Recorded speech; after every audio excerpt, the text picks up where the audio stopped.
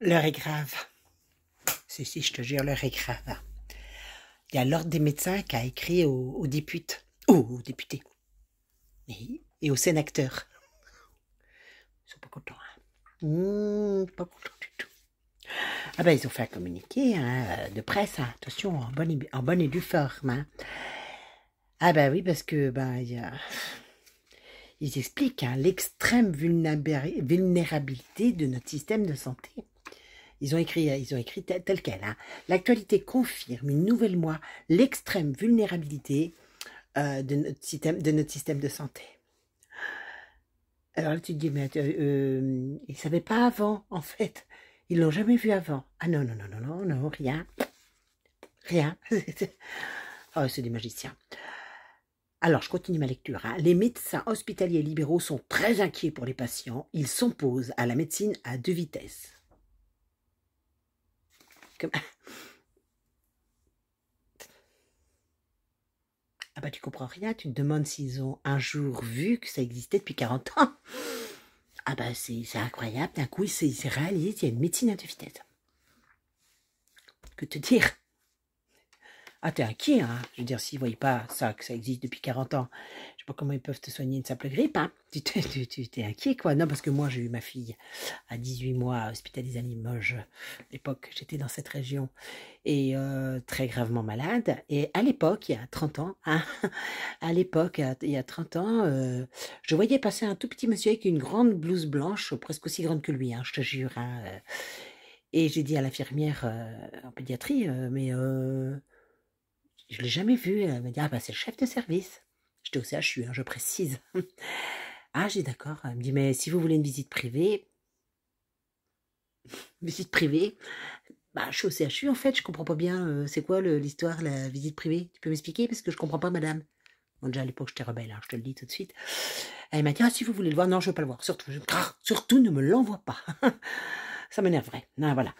Donc, déjà à l'époque, hein, c'était il y a 30 ans. Donc, de quoi? Comment ça, vous étiez pas au courant d'une médecine à 2 vitesses? C'est quoi ce bordel? Qu'est-ce que vous racontez, les gars? Mais c'est incroyable, ça. Ils sont jamais allés à l'hôpital, ces gens-là. Ils savent pas. Ils ignorent. Ils savent pas. Incroyable. La mauvaise foi n'a pas de limite.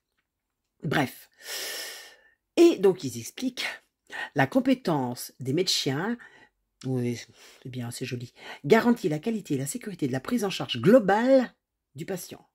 Et il est le seul à avoir une longue formation professionnelle qui permette le diagnostic médical et la décision thérapeutique. Alors là, déjà, t'as envie de rire. Hein.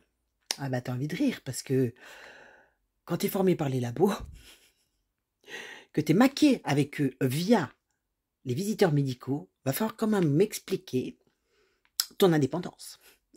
Moi, je demande à voir, hein, ça. Quant à la prise en charge globale des hospitaliers, laissez-moi rire, si vous voulez, parce qu'il y a bien longtemps qu'ils ne soignent pas, qu'ils ne cherchent pas, et qu'ils suivent simplement des protocoles médicaux. Ah oui, oui, il n'y a pas de recherche et tout, faut arrêter. Non, protocole à chaque fois, c'est ce que vous dites. Protocole, hein. Donc, je comprends pas bien leurs inquiétudes, en fait, si ce n'est pour eux, pour leurs fesses, en fait, hein. Et donc, dans la prise en charge personnalisée et coordonnée du patient, les médecins, comme tout chef d'orchestre, recourent aux compétences spécifiques et indispensables aux professionnels de santé. Et les décisions politiques prochaines devront respecter ces principes. Il faut entendre cette phrase quand même. Hein. Je répète, les médecins, comme tout chef d'orchestre, ont recours aux compétences spécifiques. Tu te demandes quand même, parce que c'est bizarre quand même tout ça. Non, je te jure, c'est bizarre, c'est que vous étiez tellement prompte à obéir, à consentir au Saint-Vac. Vous avez été tellement prompte. Vous avez même refusé de soigner des gens qui étaient malades. Vous étiez tous sur les plateaux télé quand même, hein, au moment de cette super pandémie. Quand même, il y a des foutages de gueule quelque part. Hein. Moi, je dis... Attends, il y en a quand même qui ont injecté du Rivotril, hein, qui ont refusé des soins à des gens, qui ont refusé à des gens de voir leur famille, qui n'ont pas pu dire au revoir à leur père ou à leur mère, à interdiction de rentrer dans vos locaux. Hein. Vous avez oublié tout ça? Oh, quelle mémoire de poisson rouge. On dirait Dora, hein? Oui, si, oh, bah, si, on dirait parce que quand même tout ça, ça existe depuis longtemps. Puis alors dernièrement, plus que jamais, quoi. Vous avez tellement consenti, c'est dingue ça. Ils perdaient un frère, une sœur, non, pas le droit d'y aller. Interdiction de leur dire au revoir. Et vous obéissiez au protocole, mais alors, je te jure, hein, comme jamais vous avez obéi, hein, des bons petits soldats du système Big Pharma. Hein. Ah, c'est...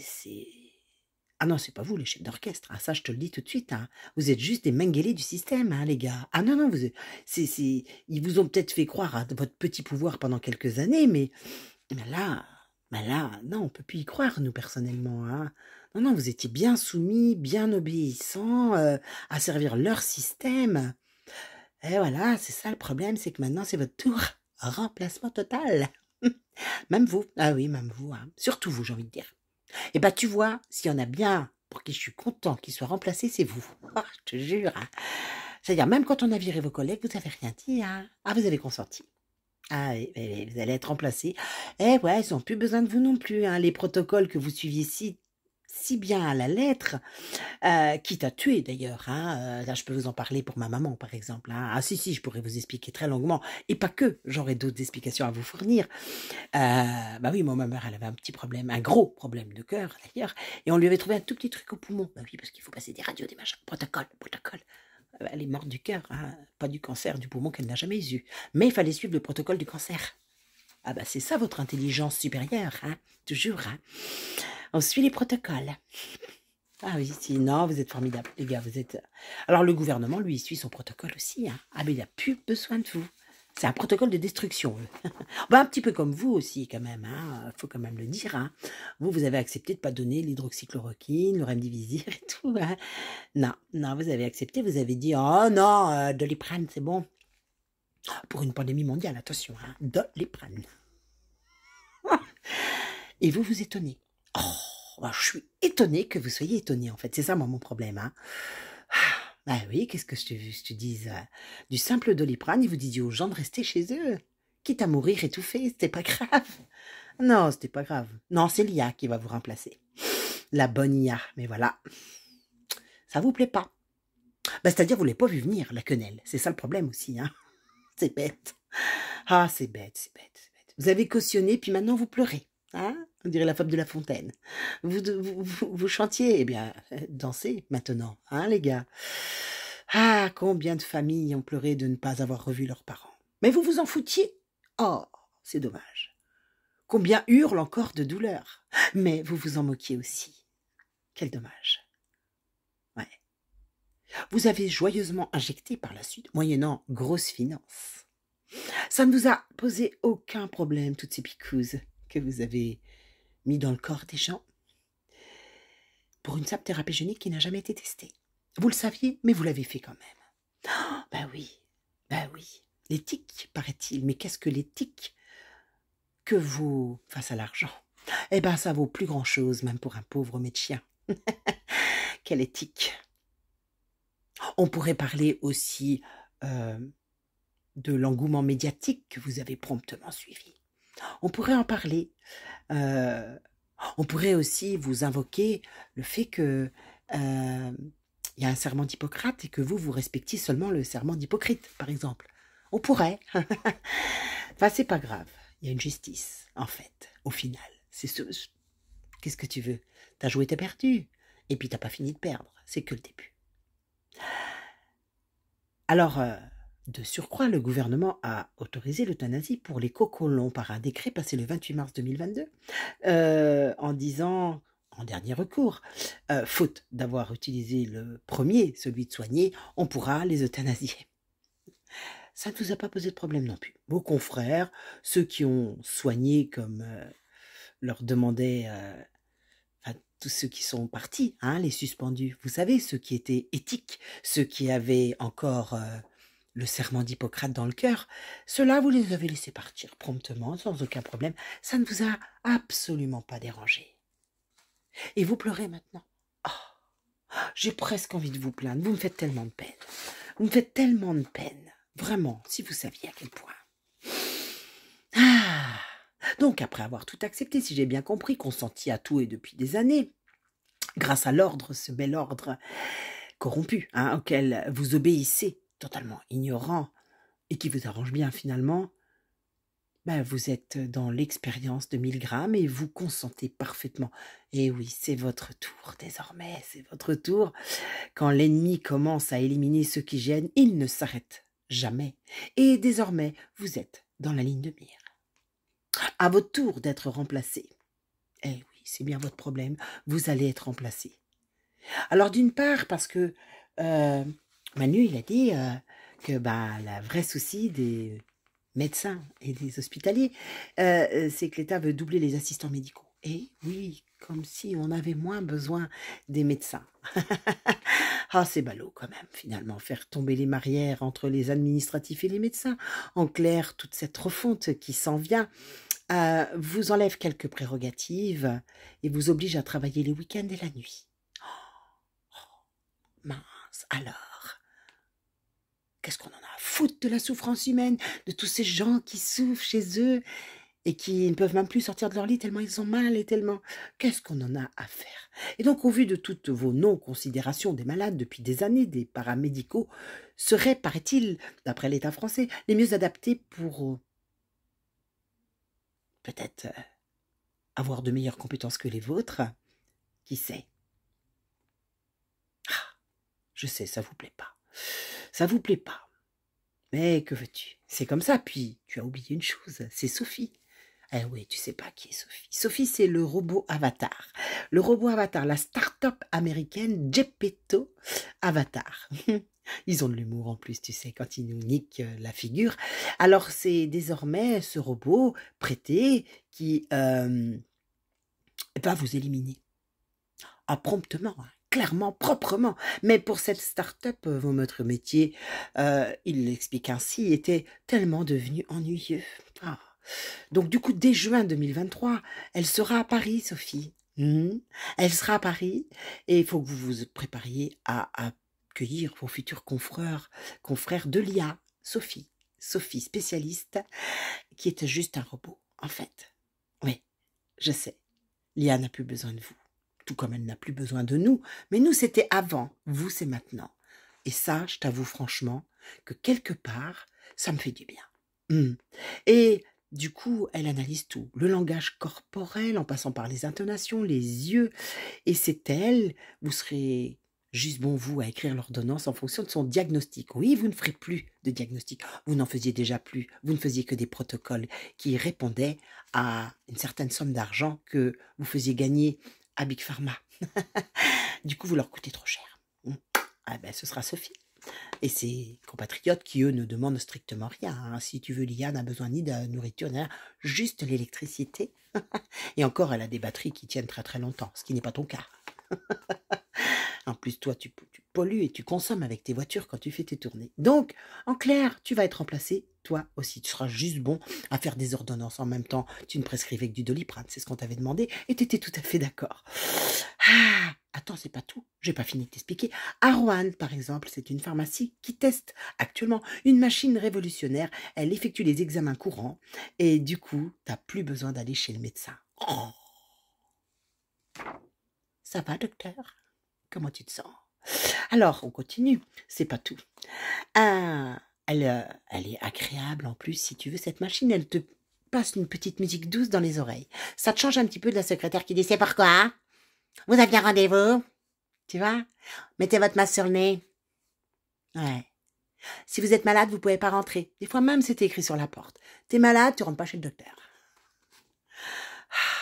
Ça fait un bien fou quand on y pense.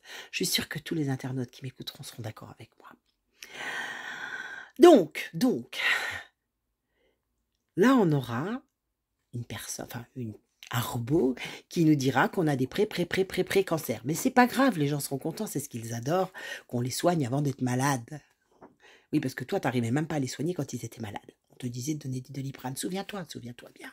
Souviens-toi toujours de ce que tu as fait, de tout ce que tu as accepté, toléré, consenti. C'est bien de t'en rappeler.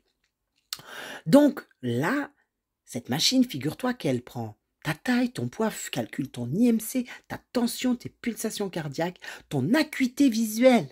Ah, alors ça, c'est un vrai plaisir. Tu sais pourquoi? Je vais t'expliquer pourquoi. Parce que quand on va chez l'ophtalmo, je te jure, montre en main, tu restes 2 minutes et là, il te met les trucs devant les yeux, il te fait et là, et là, et là, et là, et là, et là, toi, tu dis, bah va plus vite, docteur, qu'est-ce que tu veux que je te dise? Parce que quand tu as tes lunettes, que tu as payé 1000 balles parce que la Sécu te les rembourse plus, et bah tu vois rien du tout dedans, puis tu as des maux de tête. Donc là, on aura peut-être quelqu'un qui prendra le temps de regarder notre acuité visuelle. Hein? Ou notre acuité auditive, qui sait? Ah, c'est ça, la télémédecine, qu'est-ce que tu veux que je te dise? T'es remplacé, t'es remplacé. Les hôpitaux, même combat pour vous, les gars. Hein, vous allez bientôt aller pointer, vous aussi. Oh, quel dommage, c'est la machine qui va vous remplacer.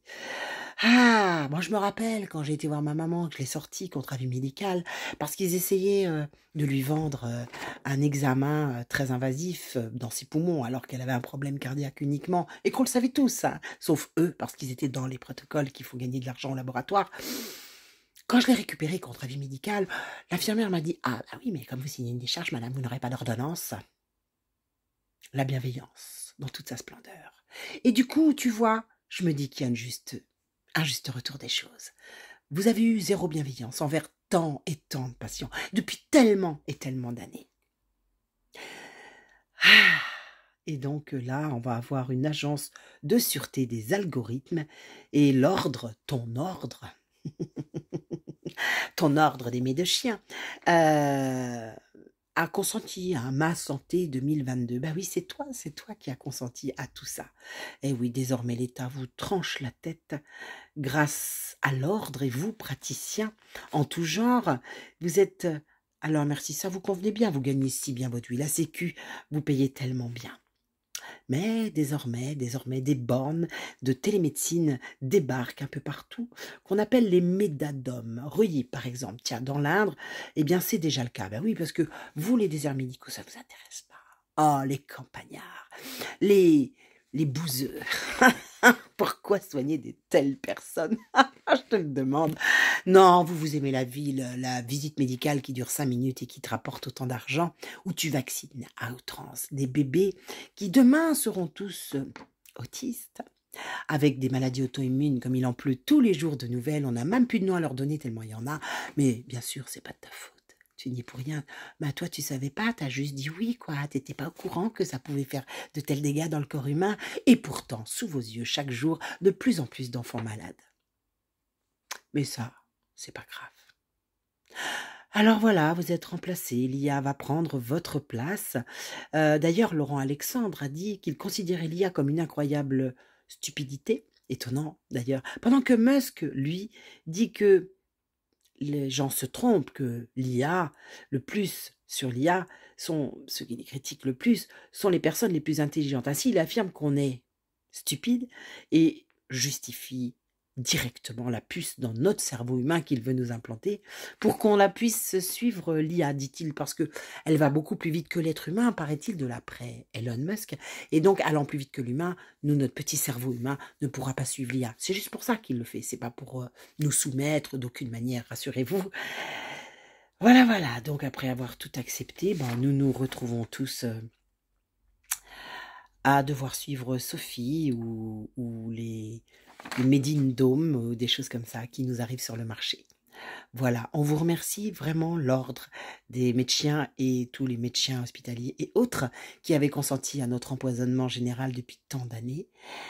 Mais quelque part, je me dis qu'il y a une justice puisque vous allez bientôt tous disparaître. Je vous remercie mes amis. Et franchement, reprenez votre pouvoir. Apprenez à vous guérir vous-même. Je vous garantis que c'est possible. Je vous garantis qu'on a tout en nous. Et vive la résistance, la vraie.